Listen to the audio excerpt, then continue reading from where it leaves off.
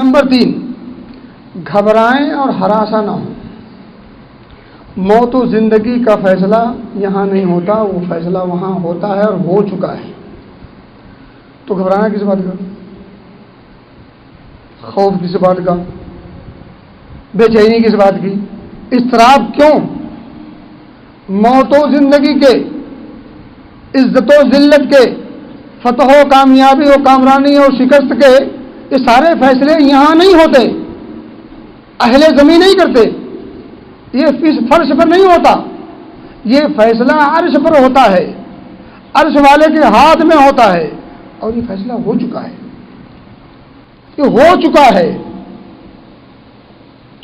اس لیے ہراساں ہونے کی ضرورت نہیں، مایوس ہونے کی ضرورت نہیں، غم کھانے کی ضرورت نہیں، حزن و ملال کے ساتھ زندگی گزارنے کی ضرورت نہیں، کسی بھی حال میں ہو۔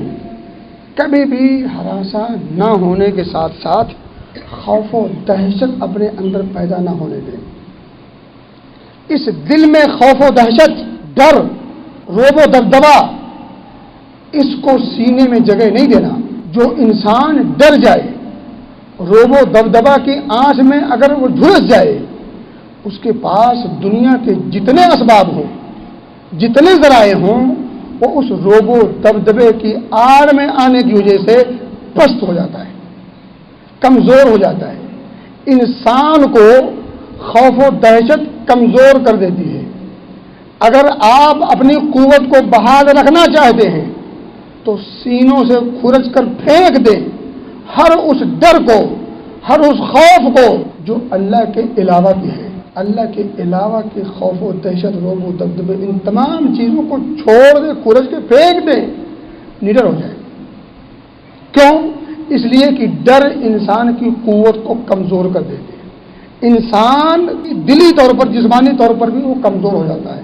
اس لیے اس سینے کے اندر، جس سینے میں کلمہ لا الہ الا اللہ محمد رسول اللہ کی چاشنی ہو، اس سینے کے اندر ڈر، خوف، رعب، دبدبا، دہشت، ان تمام چیزوں کو جگہ نہ دیں، کھرچ کے پھینکیں اس کو۔